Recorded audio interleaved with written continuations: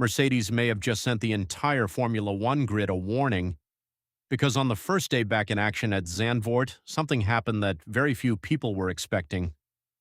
First, Kimi Antonelli put his Mercedes at the very top of the timesheets in practice.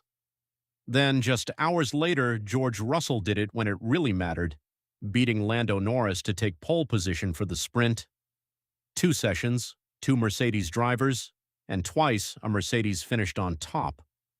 So, is this simply a very good Friday for the Silver Arrows? Or have Mercedes returned from the break with something their rival should genuinely be worried about? It started with the only practice session of the weekend. Antonelli immediately showed impressive pace, finishing fastest ahead of Norris and Russell. Now, practice results always have to be treated carefully.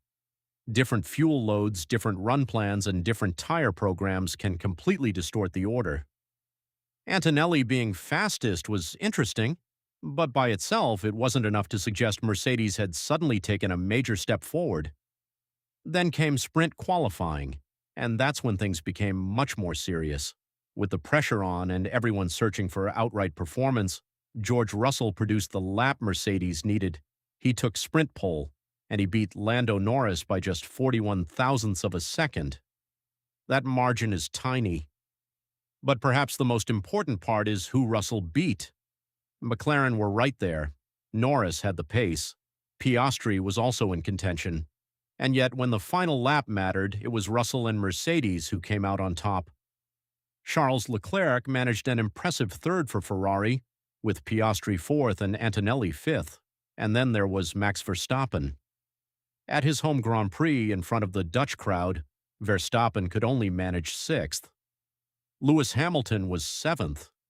That means Russell will start the sprint ahead of both McLaren's, both Ferrari's, and Verstappen's Red Bull. And suddenly that Antonelli lap from practice looks a little more significant. One Mercedes topping practice could have been dismissed, but Antonelli going fastest and Russell immediately following it with sprint pole? That's much harder to ignore. Of course, we shouldn't get carried away just yet. One Friday doesn't suddenly make Mercedes the fastest team in Formula One, and Zandvoort may simply suit the car particularly well, but the sprint will give us something far more valuable than a qualifying lap: race pace, tire degradation, and most importantly, we'll see whether Russell can actually keep Norris and the McLarens behind him when they're fighting over multiple laps rather than thousandths of a second. Because if Mercedes can do that, this weekend becomes much more interesting. Russell's pole would no longer look like one exceptional lap. It would start looking like evidence. And after Mercedes finished both of Friday's sessions on top, their rivals will certainly be paying attention. The question now is simple. Was this just a brilliant Friday for Mercedes? Or have the Silver Arrows returned ready to become a serious problem at the front of the grid? The sprint might give us the answer.